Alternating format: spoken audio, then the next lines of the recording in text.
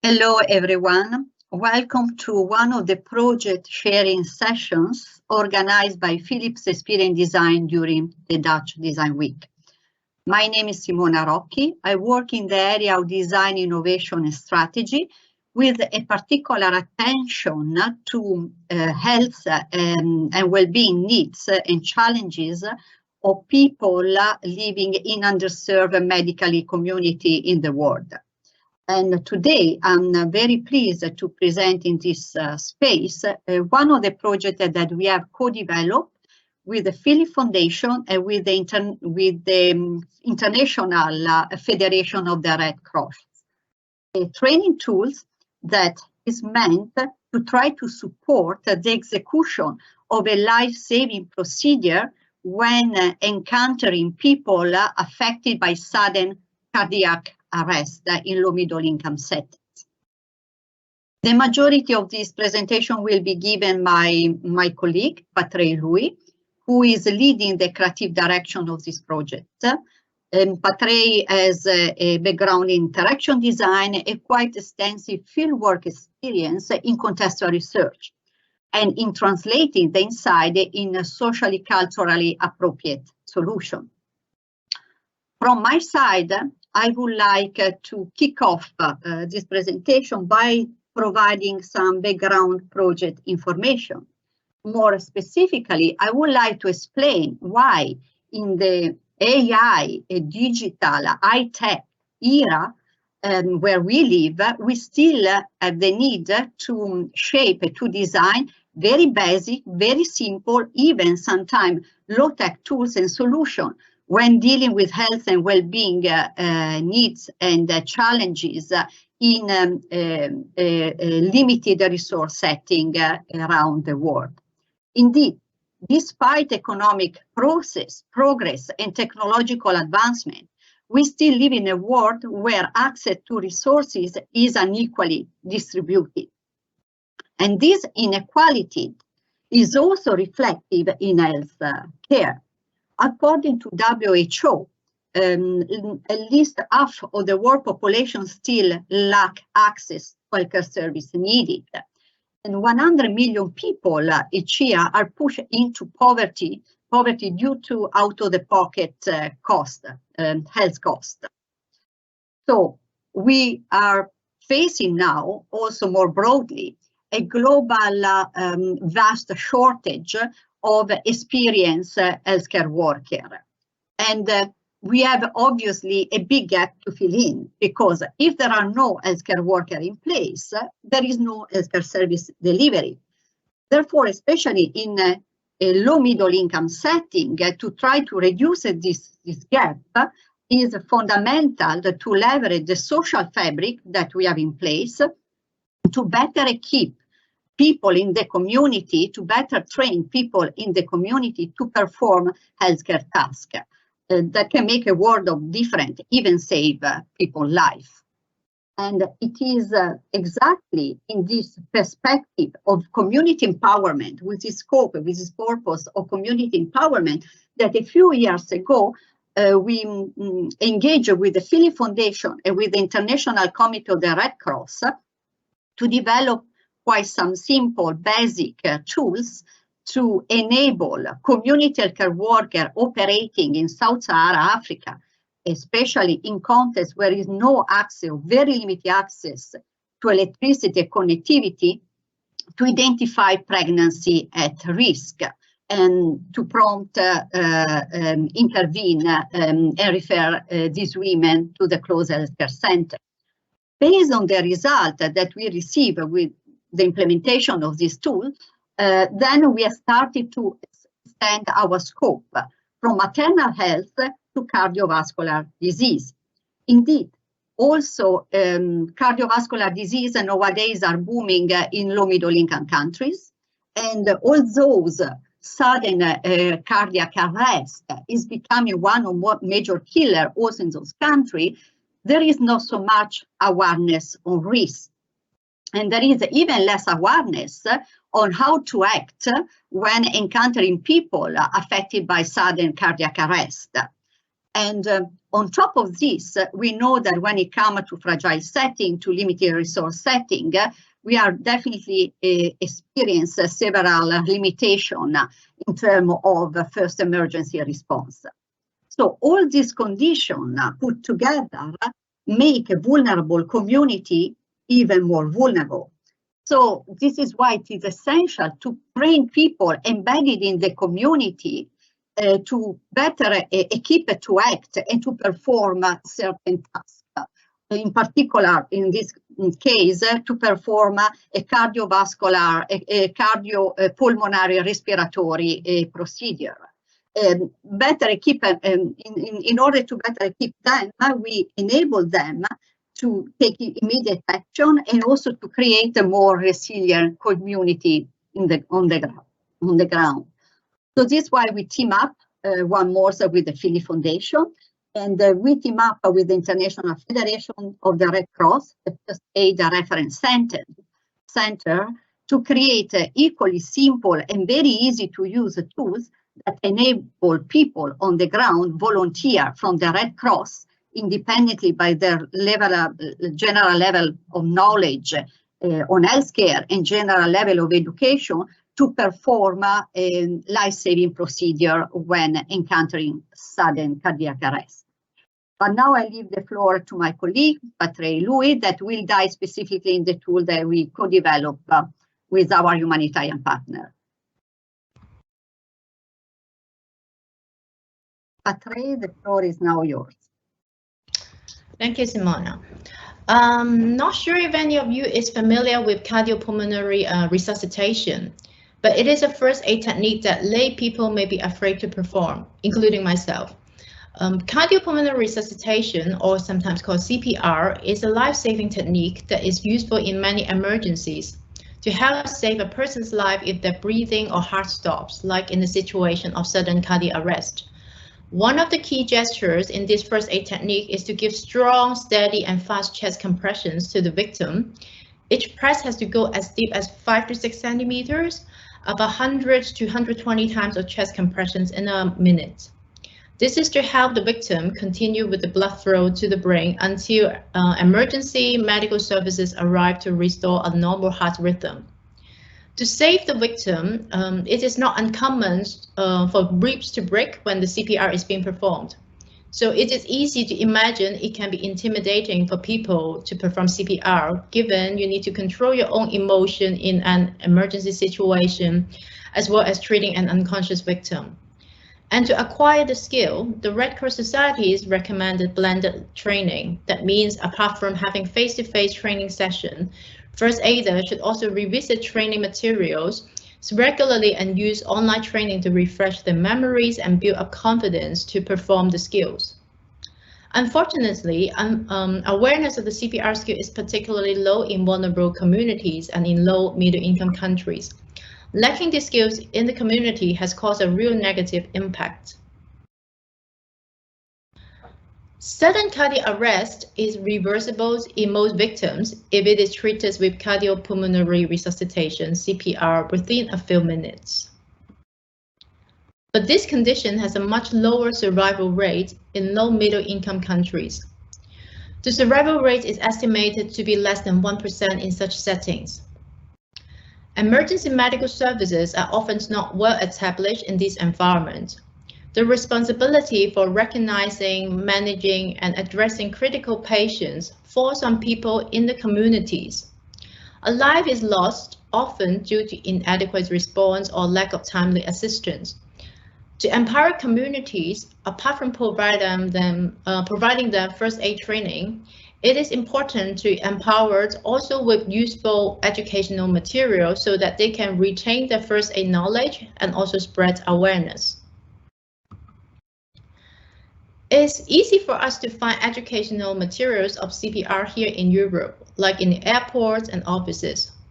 Also, when you do a search in internet for cardiopulmonary resuscitation training materials, you will find many. So training materials don't seem lacking at all. But if you look at it critically, you will realize that many existing materials are designed in Western societies and it is not usable for different contexts where people may have varying levels of literacy and education, and also different visual color symbolism in different cultures. I will zoom into a few examples to explain.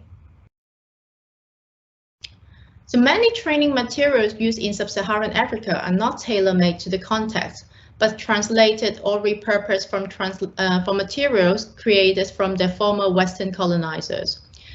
The materials provided a useful basis of the CPR training, but in terms of communications, it often did not take into account the distinct African context, which heavily discounted the effectiveness of properly communicating the skills. In this example, the first 8 steps were introduced as DRS ABCD action plan.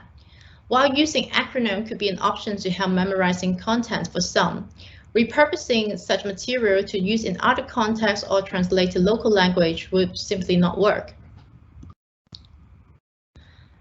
Another common issue found in existing material is the use of abstract, oversimplified, or even medically inaccurate graphics.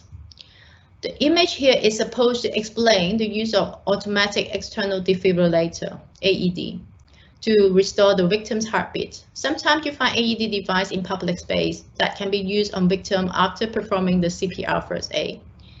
As a first aider, you would need to place the electrode pad, so the rectangles in blue and red in this image, onto the victim.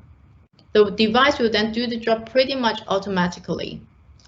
However, correct placement of the electrode pad is very important. The red pad in this image should be shifted towards the side of the victim's torso.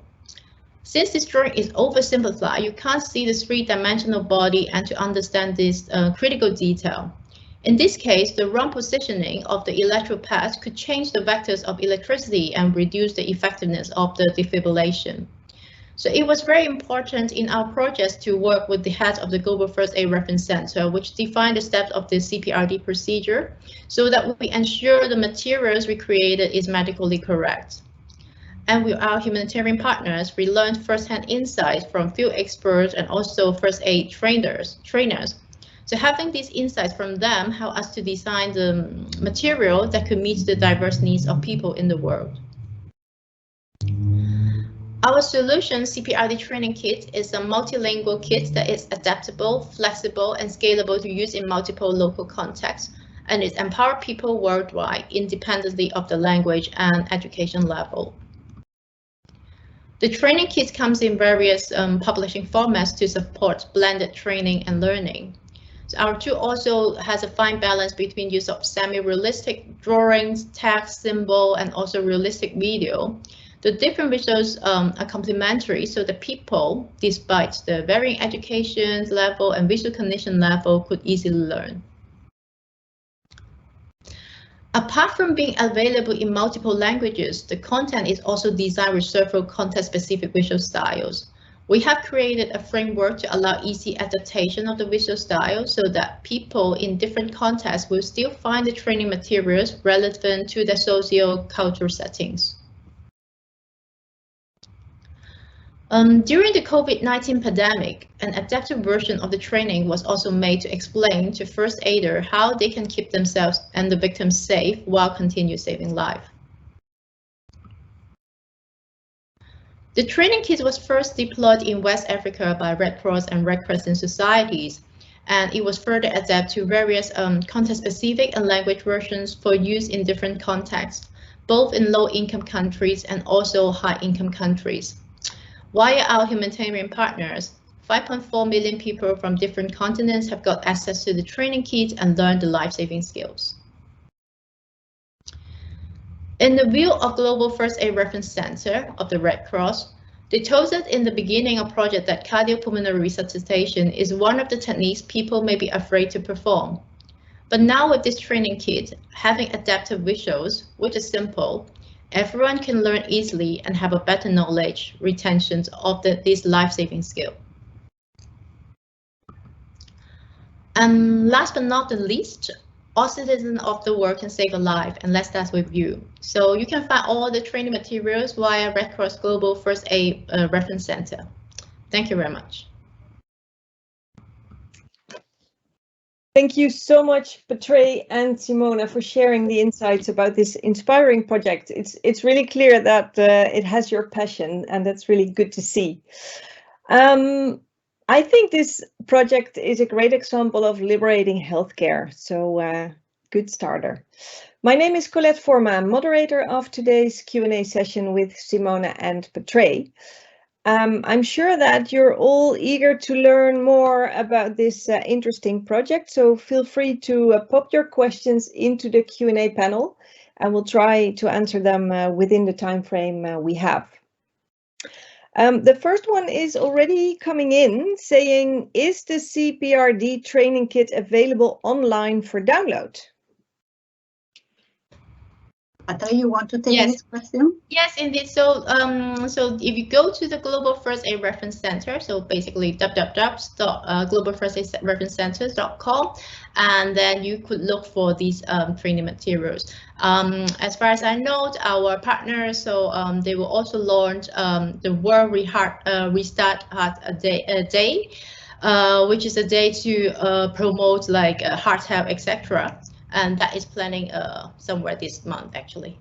Yeah. Anyway, yes, all the material is available by the website of our partner. You can download all the tool in different languages.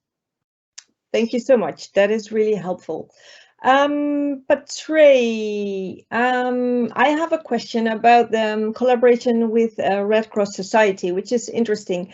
Can you elaborate how that went, how you collaborated? Because it really sounds like co-creating this project.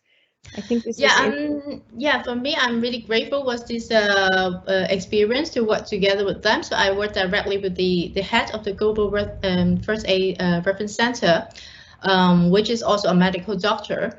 So I think when we look into the materials together, we just really realize that, you know, the CPRD protocol is universally the same. I mean, you do the same thing, but, you know, how do you actually communicate will make a dramatic difference, like how I explained it. And so from his eyes, you know, he can really see the details and spot this kind of, you know, defects in the communication that really, was an eye-opener for me.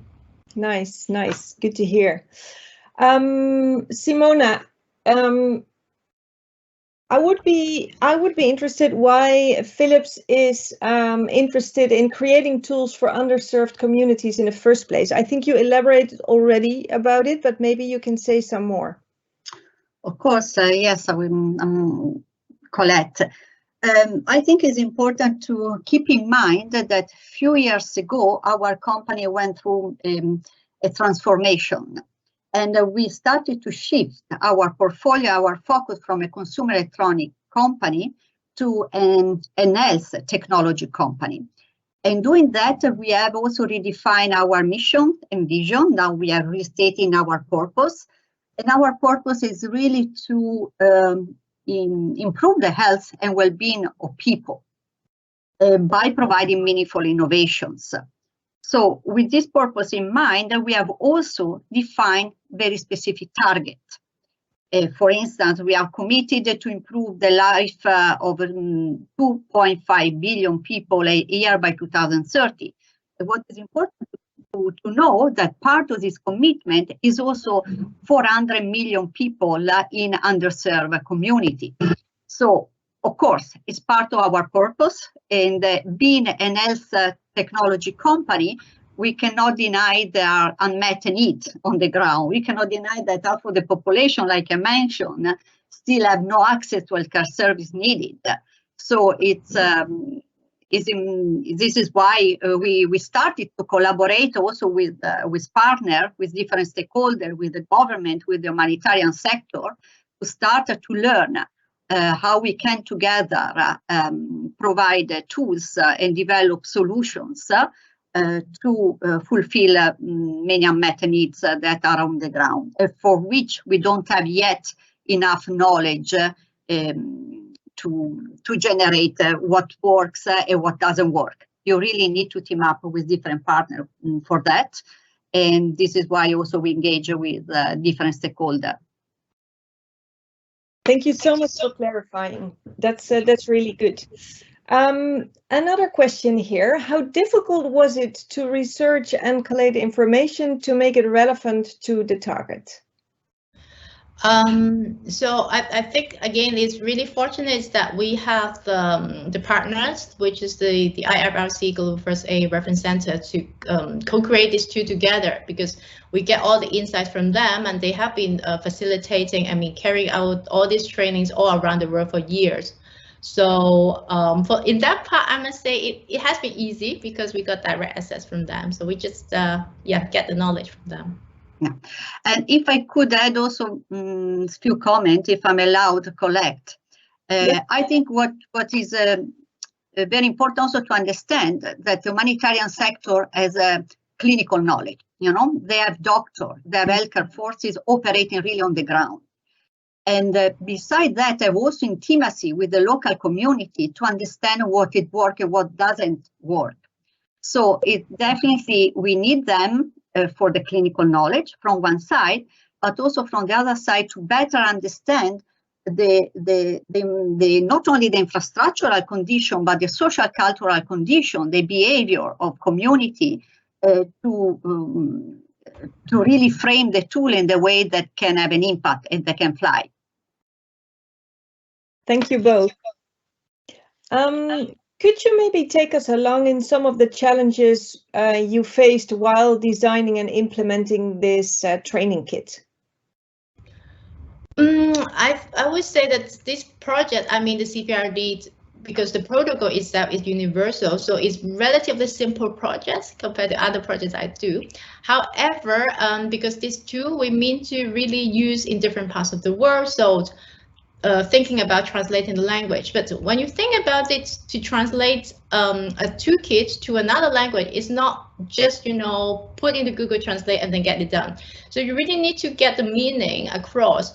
And a lot of times to also understand, like Simona just mentioned, these kind of socio-cultural nuances, you have to also understand in order to make communicate the two so that it is relevant to people in the context. And I would say, well, maybe this is more like the challenging part.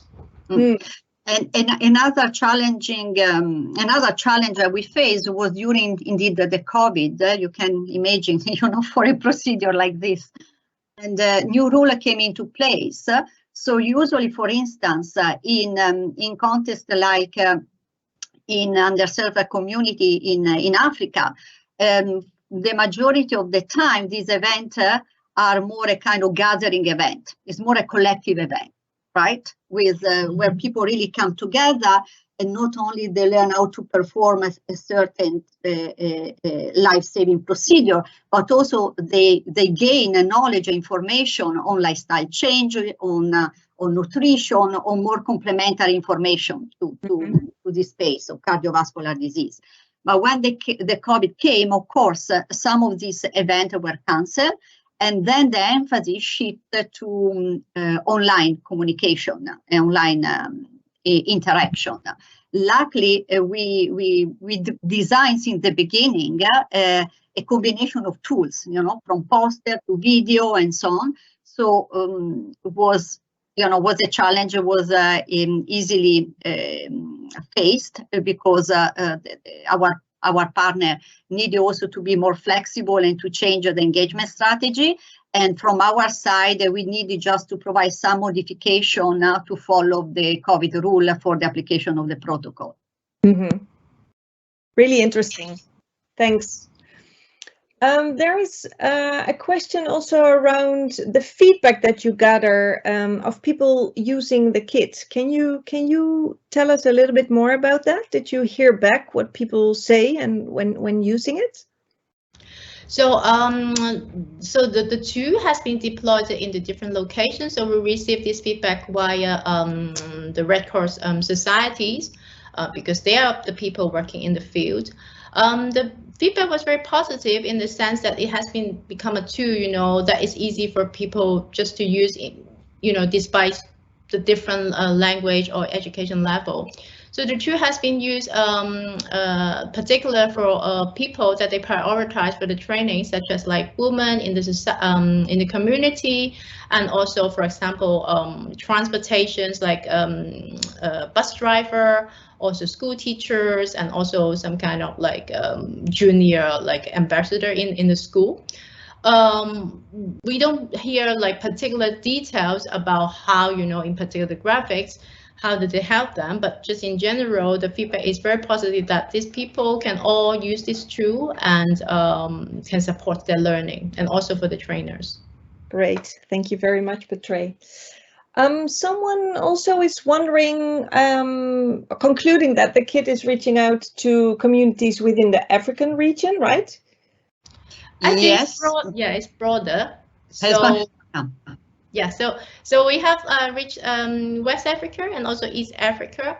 Also, we have now 8 languages in the pipeline, so also in Arabic, so it will be deployed via this campaign that they're running in October, actually somewhere this month. We also have China, a version in Chinese, so it also used in China, and also Russia, and also multiple other locations. Yeah, I think indeed that the scaling, what is indeed interesting, that the adaptation was relatively easy, because the big scaling is happening also in China, you know, in particular in tier 2 city, in tier 3 city, and also in Russia. Great, thanks. That answers the question, I think. Is there anything you would like to tell us that that wasn't asked yet? I asked the two of you.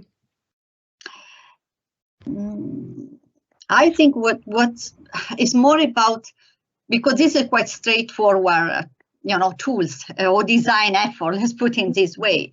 But of course, you know, there is much more that we can do. I think what is important to keep in mind, indeed, that also a very simple tool, also communication tools can help, in particular when there is a scarcity of a healthcare worker on the ground. So if we talk about a medically underserved community, we need to try to leverage also our capability for in any possible way that we can. Of course, leverage high tech and also more sophisticated tools. Sometimes speed up also the scaling, but not necessarily. I think it's really to understand the needs of the humanitarian partner, or the need of people on the ground, and to decide what are the best mix and match to bring forward meaningful innovation. So there is no just one answer. It's really to assess first what is the context, what is the need in place, and who can make the difference in the context of operation before jumping to any solutions. I totally agree with Simona. I just want to add that, you know, a lot of time, I think it's important, I mean, for me as a designer to remember that, you know, innovation is not defined by technology. So innovation is really defined by the idea, the solution that you put in place. So simple solution can be also innovative, as long as you actually understand the needs, understand the challenge, and then solve it. Yeah, and in particular also to understand what is the strategy, you know, for the deployment, because if you don't keep also the channel into account, it's very difficult to scale. So if you really have a deep understanding of the channel to deploy what you create, you can at the end judge in the best possible way what is the format to deliver meaningful innovation. Really, really nice. So what I hear is radical empathy, you know, really having that as a starting point for any solution, whether it's tech or indeed a simple tool like this that you can spread globally. Thank you very much, both of you, for sharing your passion here. If you can click the next slide, Petray, because it might be that people are interested in exploring career opportunities in Philips experience design and also engaging with these kinds of projects. So if that's the case, just scan the QR code and sign up to the talent pool, and you'll be informed all along. There is a question still for Simone and Petre here in, could you share the links and names of the partner sites from where I can download the kit? So if we are able to share a link, that would be really helpful. There we go. Yeah. Perfect. I'm already, we already got someone to start with. Yeah, but it maybe went too fast. So thank you very much, both of you, for sharing this. Really interesting.